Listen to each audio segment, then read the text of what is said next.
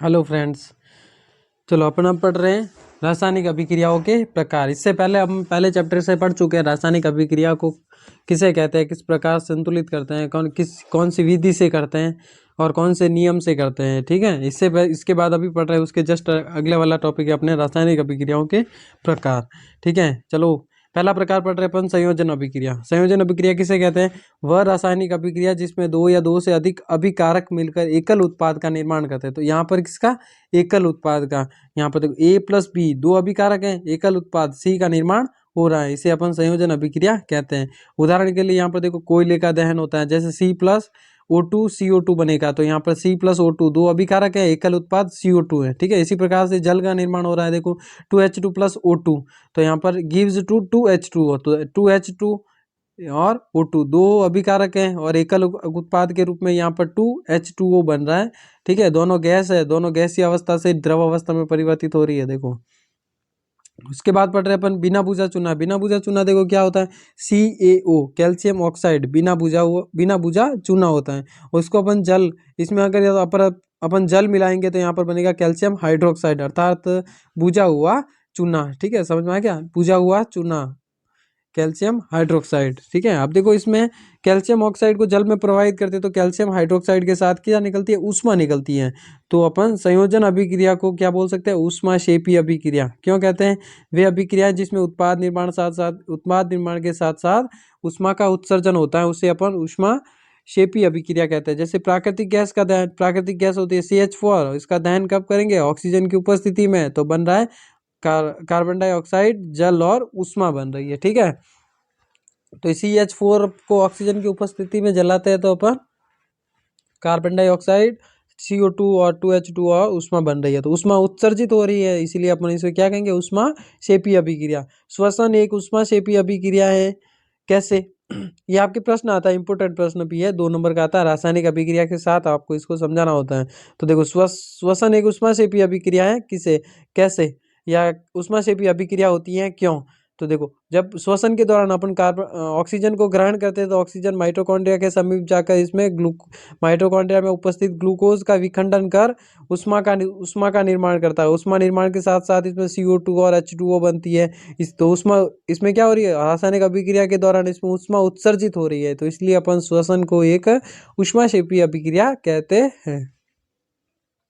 उसी प्रकार से दूसरे प्रकार की अभिक्रिया देखो, दूसरे प्रकार की अभिक्रिया होती है अपने वियोजन अभिक्रिया। वह अभिक्रिया जिसमें एकल अभिकर्मक टूटकर या एकल अभिकारक टूटकर दो या दो से अधिक उत्पाद बनाते हैं, जैसे A gives to B+C। ठीक है, तो ये A एकल था और टूटकर B+C दो उत्पाद का निर्माण किया, तो उसे अपन वियोजन अभिक्रिया कहते हैं। वियोजन अभिक्रिया वापस 3 प्रकार की होती है। देखो ये वियोजन अभिक्रिया जो होती है ये भी कितने प्रकार की? 3 प्रकार की होती है। उष्मीय वियोजन सबसे पहले देखो, वह वियोजन अभिक्रिया जिसमें उष्मा के द्वारा वियोजन होता है तो उसे उष्मीय वियोजन कहते हैं। देखो एग्जाम्पल के लिए FeSO4 होता है, उसमें उष्मा प्रवाहित करते हैं तो फेरिक ऑक्साइड, सल्फर डाइऑक्साइड और SO3 बनता है। ठीक है, उसके बाद ये देखो फेरस सल्फेट से फेरिक ऑक्साइड का निर्माण होता है उष्मा प्रवाहित करने पर। ऐसे ही संगमरमर का चूना पत्थर जो होता है, चूने पत्थर के अंदर अपन उष्मा प्रवाहित करते हैं तो यहाँ पर बुझा हुआ चूना और कार्बन डाइऑक्साइड गैस प्रवाहित होती है। ठीक है, उसके बाद दूसरे प्रकार का होता है वैद्युत वियोजन। देखो वैद्युत वियोजन अभिक्रिया किसे कहते हैं? देखो वैद्युत वियोजन अभिक्रिया, इसको अच्छे से समझ लेना। ठीक है, वह वियोजन अभिक्रिया जिसमें विद्युत धारा प्रवाहित करने पर अभिकारक टूटकर दो या दो से अधिक उत्पाद का निर्माण करते हैं। ये इसमें शॉर्ट में दे रखा है, वह वियोजन अभिक्रिया जिसमें विद्युत धारा प्रवाहित करने पर दो या दो से अधिक उत्पाद का निर्माण होता है, उसे अपन वैद्युत वियोजन अभिक्रिया कहते हैं। ठीक है, अब देखो इसके अंदर अपन जल के अणु होते हैं, दो ग्रेफाइट की रॉड लेते हैं, उसके अंदर अपन अब देखो रॉड को अपन एनोड तथा कैथोड से जोड़ते हैं और बैटरी के द्वारा जब इसमें बैटरी का स्विच ऑन करते हैं तब इसमें जो जल के अणु जो इसके अंदर जो अपन विद्युत धारा प्रवाहित करते हैं तो क्या होता है? इसमें जो दोनों एनोड तथा कैथोड होते हैं, इनके एनोड पर तो ऑक्सीजन गैस के बुलबुले बनने मतलब ऑक्सीजन गैस बनती है और कैथोड पर हाइड्रोजन गैस बनती है। तो यहाँ पर देखो आपको याद रखने की ट्रिक बताते हैं अपन यहाँ पर। तो एनोड का मतलब A और ए क्या है, हिंदी वर्णमाला का स्वर है, और ऑक्सीजन में आ क्या है, हिंदी वर्णमाला का स्वर है। तो एनोड पर ऑक्सीजन बनेगी और कैथोड पर हाइड्रोजन बनेगी। दोनों क्या है, पहला वर्ण देखो, इनका पहला वर्ण व्यंजन है। तो समझ में आ गया, याद करने की ट्रिक है। अच्छा है, तो ठीक है। तो वैद्युत अपघटन अभिक्रिया के दौरान एनोड पर कौन सी गैस बनती है, ऑक्सीजन, कैथोड पर हाइड्रोजन गैस बनती है। ठीक है। दूसरा है प्रकाशीय वियोजन। वह वियोजन अभिक्रिया जिसमें सूर्य के प्रकाश की उपस्थिति में अभिकर्मक टूटकर दो या दो से अधिक उत्पाद का निर्माण करते हैं, उसे प्रकाशीय वियोजन अभिक्रिया कहते हैं। अब देखो, 2AgCl सूर्य के प्रकाश की उपस्थिति में Ag मतलब सिल्वर और क्लोराइड का निर्माण होता है। तो देखो, इस अभिक्रिया का उपयोग अपन कहाँ पर करते हैं, श्याम श्वेत फोटोग्राफी के अंदर। अभिक्रिया का उपयोग कहाँ करते हैं, श्याम श्वेत फोटोग्राफी के अंदर। याद रखने के लिए देख लेना, श्याम श्वेत फोटोग्राफी में कौन सी अभिक्रिया का उपयोग करते हैं, प्रकाशीय वियोजन अभिक्रिया। उदाहरण 2AgCl, ये वाला है ना, 2AgCl सूर्य के प्रकाश की उपस्थिति में अभिक्रिया करवाते हैं तो Ag+Cl2 बनता है। ठीक है। अब देखो आगे, उष्माशोषी। अब देखो यहाँ पर सूर्य का प्रकाश क्या है, एक प्रकार की उष्मा है। तो इसमें उष्माशोषी का मतलब सूर्य के प्रकाश को अवशोषित कर रहा है, तब ये अभिक्रिया हो रही है। तो उष्माशोषी अभिक्रिया किसे कहते हैं, वह रासायनिक अभिक्रिया जिसमें उष्मा का शोषण होता है, उसे अपन उष्मा शोषी अभिक्रिया कहते हैं। और उष्मा सेपी तो जस्ट इसका उल्टा होता है, इसमें उष्मा का अवशोषण हो रहा है और उसमें उत्सर्जन होता है। समझ में आ गया। चलो देखो आगे, उष्माशोषी अभिक्रिया के बाद तीसरे प्रकार की अभिक्रिया होती है विस्थापन अभिक्रिया। अब देखो, विस्थापन अभिक्रिया क्या होती है, विस्थापन अभिक्रिया देखो, वह रासायनिक अभिक्रिया जिसमें अधिक अभिक्रियाशील तत्व कम अभिक्रियाशील तत्व को उसके यौगिक से विस्थापित कर देता है, ऐसी अभिक्रिया को विस्थापन अभिक्रिया कहते हैं। ठीक है। जैसे देखो, Fe को अपन SuSO4 के विलयन में डालते हैं तो फेरस सल्फेट बनता है। तो क्यों बनता है फेरस सल्फेट, क्योंकि Fe Cu से अधिक अभिक्रियाशील तत्व होता है और Cu को वह विस्थापित कर देता है, इसलिए फेरस सल्फेट बनता है। आपके प्रश्न आता है, लोहे की कील को कॉपर सल्फेट के विलयन में डालने पर उसका रंग नीला हो जाता है, क्यों। तो क्यों होता है, क्योंकि लोहे के अंदर Fe होता है, आयरन होता है, जो कॉपर सल्फेट के विलयन में Cu से अधिक अभिक्रियाशील रहता है, इसलिए वह Cu को प्रतिस्थापित करके फेरस सल्फेट बनाता है, इसलिए वहां पर इसका रंग नीले से सॉरी उससे नीला, विलयन का रंग नीला हो जाता है। ठीक है। उसके बाद देखो, एक एग्जांपल और है Zn+CuSO4, ZnSO4+Cu। ठीक है। तो यहाँ पर भी क्या है, Zn क्या है, Cu से अधिक अभिक्रियाशील तत्व है, इसीलिए यहाँ पर यह Cu को विस्थापित करके जिंक सल्फेट बना रहा है। ठीक है। अब देखो, चौथे प्रकार की अभिक्रिया द्विविस्थापन अभिक्रिया। वह देखो, द्विविस्थापन अभिक्रिया अच्छे से देख लेना। हाँ, वह रासायनिक अभिक्रिया जिसमें अभिकारकों में आयनों के आदान प्रदान के कारण आदान प्रदान होता है। जैसे देखो, दूसरा वापस सुन लेना। देखो, वह रासायनिक अभिक्रिया जिसमें अभिकारकों के मध्य आयनों का आदान प्रदान होता है, उसे अपन द्विविस्थापन अभिक्रिया कहते हैं। जैसे देखो, सोडियम सल्फेट के अंदर Na2SO4 होता है, इसके अंदर थोड़ा सा मिस्टेक हुआ है, Na2SO4 अपन उसके साथ बेरियम क्लोराइड की अभिक्रिया करवाते हैं, तो यहाँ पर बेरियम सल्फेट और सोडियम क्लोराइड बनता है, तो Na2SO4 होता है। यहाँ पर थोड़ा सा मिस्टेक हो गया, तो यहाँ पर क्या बनेगा, यहाँ पर SO2 नहीं होगा, SO4 होगा। ठीक है। यहाँ पर होगा SO4। समझ में आ गया। Na2SO4 की बेरियम क्लोराइड के साथ अभिक्रिया करा तो बेरियम सल्फेट और NaCl बनेगा। तो यहाँ पर देखो, NaCl क्या होगा, जल में घुलनशील होगा, लेकिन बेरियम सल्फेट जो होता है जल में घुलनशील नहीं रहता है। तो अपन ये क्या होता है, एक अवक्षेप के रूप में होता है।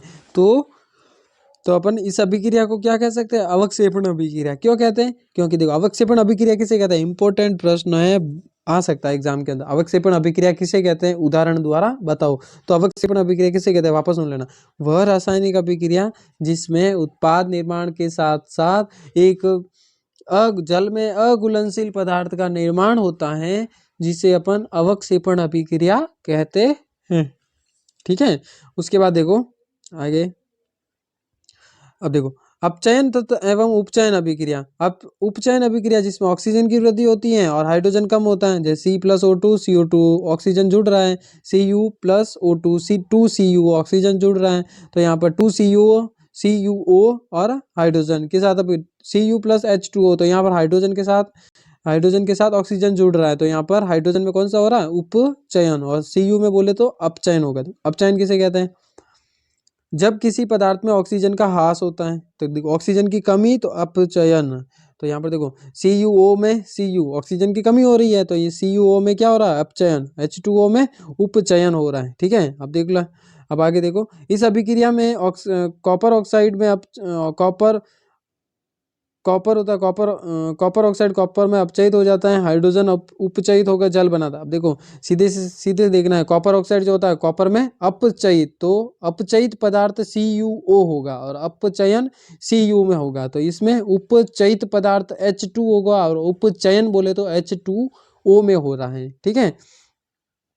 उसके बाद देखते हैं अपन यहाँ पर दैनिक जीवन में उपचयन अभिक्रियाओं के उदाहरण या प्रभाव कहाँ कहाँ पर होता है। तो सबसे पहले पढ़ते हैं अपन संक्षारण, इसमें भी प्रश्न आता है, इंपॉर्टेंट है, 1 नंबर का 2 नंबर का प्रश्न आ सकता है, ठीक है। तो देखो संक्षारण किसे कहते हैं, जब कोई धातु अम्ल तथा आर्द्रता के संपर्क में आ जाती है तो उसकी धातु ऊपरी परत क्या हो जाती है, कमजोर हो जाती है, तो इस प्रकार को अपन क्या कहते हैं, संक्षारण कहते हैं, ठीक है। जैसे देखो आपको एग्जाम्पल बताया था मैंने, लोहे की वस्तु पर जंग लगना, आपने एग्जाम ऊपर अभिक्रिया संतुलित की थी, वो लोहे पर जंग लगने की रासायनिक अभिक्रिया थी, ठीक है। तो लोहे पर जंग लगना क्या है, संक्षारण है। चांदी के ऊपर काली परत व तांबे के ऊपर हरी परत चढ़ना भी क्या है, एक प्रकार का संक्षारण है। अब देखो संक्षारण को कम करने के उपाय बोले तो यसत लेपन, विद्युत लेपन, पेंट करके इत्यादि जो होते हैं, इसके द्वारा अपन इसमें संक्षारण को कम कर सकते हैं, ठीक है। यसत लेपन, इसमें भी अपन आगे पढ़ेंगे, विद्युत लेपन, विद्युत के दौरान किसी भी, ठीक है, पेंट करके भी अपन संक्षारण की प्रक्रिया को रोक सकते हैं, ठीक है। अब देखो अपन घर के अंदर जो दरवाजे होते हैं लोहे के, उनके अपन पेंट करते हैं, तो क्यों करते हैं ये देख लेना, क्योंकि उनके ऊपर संक्षारण की प्रक्रिया नहीं हो पाती है। अब देखो विकृत ग्रंथिता, देखो विकृत ग्रंथिता क्या हो, विकृत गंधिता मतलब गंध के कारण, विकृति उत्पन्न होने के कारण क्या होती है, गंध उत्पन्न होती है। तो विकृत गंधिता, गंध किसमें, देखो उसकी डेफिनेशन देख लो, वसायुक्त व तेलीय खाद्य सामग्रियों के वायु में संपर्क आने पर उपचयित हो जाते हैं, जिससे उनके स्वाद और गंध में परिवर्तन हो जाता है, उसे विकृत ग्रंथिता कहते हैं। जैसे देखो अपन जो देखो वसायुक्त और तेलीय खाद्य सामग्री होती है, वायु के संपर्क में आती है तो क्या होती है, उपचयन हो जाता है, तो उनके स्वाद और गंध में परिवर्तन। जैसे देखो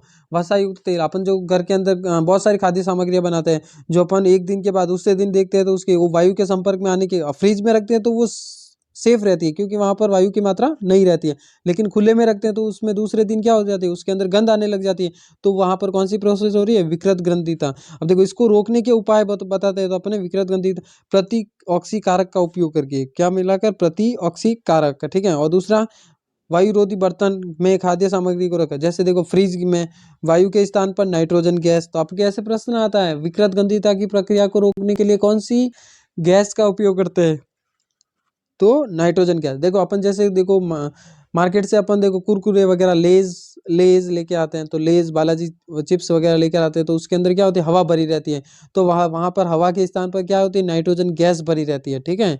और तीसरा चौथा प्रकार के अपने शीतलन के द्वारा भी क्या कर सकते हैं, विकृत गंधिता को रोक सकते हैं। देखो अगर खाने को अपन खुला में छोड़ते हैं तो दूसरे दिन गंध आ जाने लगते हैं, लेकिन अपन उसी को फ्रीज में रखते हैं तो 2 दिन तक वो खराब नहीं हो पाता। क्यों नहीं होता, क्योंकि शीतलन के द्वारा अपन विकृत गंधिता को रोक सकते हैं, ठीक है। ये अपना फर्स्ट चैप्टर पूरा हो गया, और इसी की PDF अगर आपको PDF की आवश्यकता हो तो अपने मेरे Telegram channel SK education centre पर मिल सकती है, ठीक है।